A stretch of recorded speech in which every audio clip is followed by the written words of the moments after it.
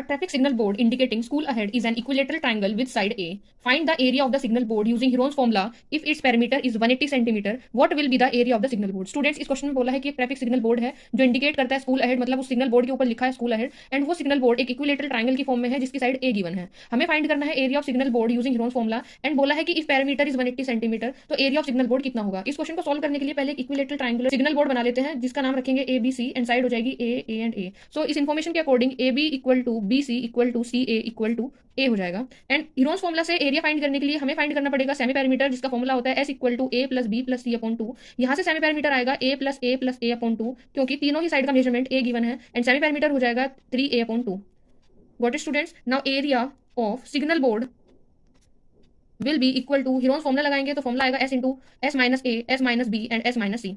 Got it students? Now हम यहाँ पर वैल्यूज पुट करेंगे S A B and C की। तो एस की वैल्यू है 3a अपॉन 2, देन ब्रैकेट लगाएंगे, अगेन एस की वैल्यू लिखेंगे 3a अपॉन 2 माइनस ए की वैल्यू ए ही गिवन है, देन अगेन ब्रैकेट लगाएंगे, एस की वैल्यू लिखेंगे 3a अपॉन 2 माइनस बी की वैल्यू भी ए गिवन है, देन अगेन ब्रैकेट लगाएंगे, एस की value 3a upon 2 and C की वैल्यू भी ए गिवन है। नाउ स्टूडेंट्स, यहाँ पर ए के डिनोमिनेटर में 1 लिखेंगे एंड तीनों ही ब्रैकेट में 2 एंड 1 का एलसीएम लगाएंगे, तो हमारे पास एलसीएम आएगा 3a अपॉन 2 ब्रैकेट, तीनों ही ब्रैकेट में एलसीएम 2 आएगा, तो हमारे पास यहाँ पर हमें मिलेगा 3a माइनस 2a इसलिए आया क्योंकि 1 का न्यूमरेटर था a, एंड 1 के टेबल में 2 टाइम्स 2 आता है, तो a में 2 की मल्टीप्लाई करेंगे। नेक्स्ट आएगा 3a minus 2a, then 1 more time 3a minus 2a। So हमारे पास यहाँ पर हमें मिलेगा 3a अपॉन 2 ब्रैकेट, 3a में से 2a जाकर मिलेगा a upon 2, then again a upon 2, then again a upon 2। Students, यहाँ पर आप देख सकते हैं कि 4 बार a अपॉन 2 गिवन है, तो हम इसको 2 के पेयर में क्या कर देंगे, समअप कर देंगे, एंड यहाँ से हम जानते हैं कि रूट के अंदर जब 2 के पेयर में कोई डिजिट होती है तो उसमें से एक डिजिट बाहर आ जाती है, तो ये हमें मिलेगा इस पेयर से एक a अपॉन 2 मल्टीप्लाई बाय इस पेयर से एक और a upon 2, and under root में आएगा बचा हुआ 3। तो यहाँ पर हमें मिलेगा a into A square and 2 into 2 4 root 3, एंड ये हमें आगे आंसर मिलेगा रूट 3 अपॉन 4 a स्क्वायर। ये हो गया हमारा area by the help of Heron's formula.